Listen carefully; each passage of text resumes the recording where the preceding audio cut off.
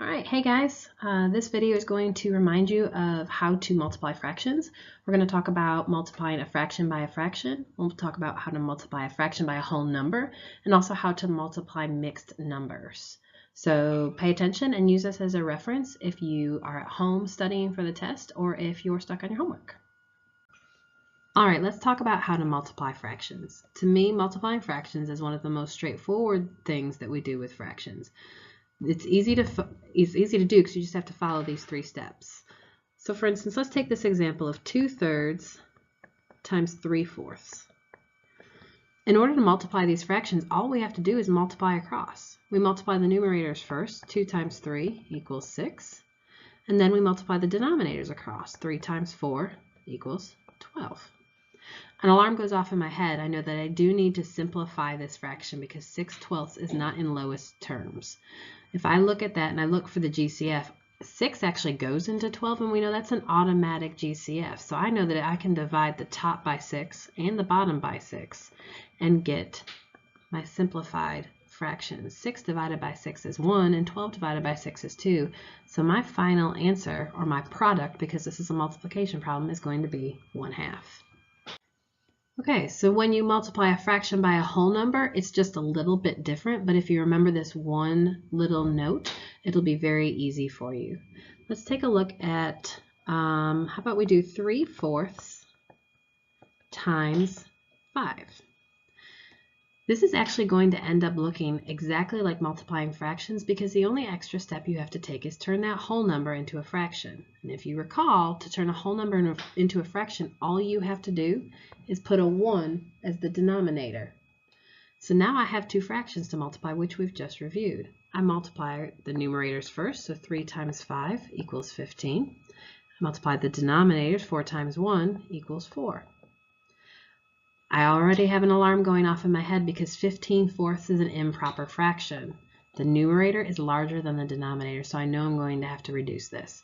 So if I look at 15/4, I remember that I can change an improper fraction into a mixed number by dividing. 15, my numerator, is going to be my dividend. It goes in the house. Divide by 4.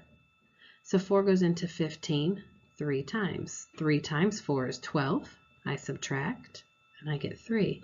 I have nothing else to bring down, so my final quotient is 3 remainder 3. Now how do I change that into a mixed number? Well, my whole number is going to be the first part of my quotient, so 3 is going to be my whole number. My remainder is going to be my numerator, and then my divisor, or my denominator, stays the same, and it's going to remain a 4. So my final answer is going to be 3 3/4. Frequently when you're multiplying, because multiplying makes a bigger number, you're going to end up with an improper fraction. So you need to remember that you divide an improper fraction to find a mixed number. All right, the last thing we're going to talk about is how to multiply mixed numbers. This one is a little bit more complex, but I'm confident that you can do it because you know the steps to take in order to solve this problem. So let's take the example 1 3/4 times 2 2/3. So there's one extra step you definitely need to take in this in order to be able to multiply. The first thing you need to do is convert those mixed numbers into fractions. And I know that you know this. I know you remember when the Hulk came to visit. You got to get mad in order to convert a mixed number to a fraction. Remember, when you get mad, you multiply the bottom, you plus the top, or you add the top, and you keep the denominator. So let's get mad and convert these mixed numbers into fractions. So if I'm going to convert 1 3/4, I'm going to multiply the bottom. 4 times 1 is 4, plus the top. 4 plus 3 is 7. And I'm going to keep the bottom, which is 4, so 7/4. Then I'm going to do the same thing for my other mixed number. Multiply the bottom. 2 times 3 is 6, plus the top. 6 plus 2 is 8. And I'm going to keep the bottom, which is 3. Then I have the exact same type of problem we've been solving. I just need to multiply across the numerators. 7 times 8, 56. And multiply the denominators. 4 times 3 is 12. All right, so 56/12 sets off an alarm because it is an improper fraction. The numerator is larger than the denominator, but I know that I can easily reduce this or simplify it by dividing. So I'm going to come over here and do 56 divided by 12. I know that 12 is actually going to go into 56 4 times because I know my 12's facts. 4 times 12 is 48. Then I need to subtract.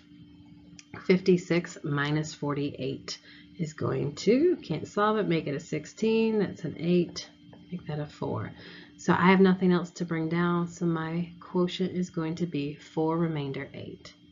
Remember to turn that quotient into a mixed number. The first part of my quotient is my whole number. Then I've got this remainder is going to be my numerator, and my denominator stays the same, 4 and 8/12. An alarm should be going off in your head just one more time because 8/12, 8 and 12 are both even, so I know that it hasn't been reduced as far as it needs to be. So if I look at 8 and 12, I know the GCF, or the greatest common factor, is going to be 4. So I can divide by 4 at the top. If I change the top, I need to change the bottom in the same way. The whole number stays the same, 4. 8 divided by 4 is 2. And 12 divided by 4 is 3. So my final answer is going to be 4 2/3. So these are the 3 ways that we multiply different fractions. You can refer back to this video anytime you need to in order to review the strategies that we've gone over both in class and in this video, and I hope that you find it useful.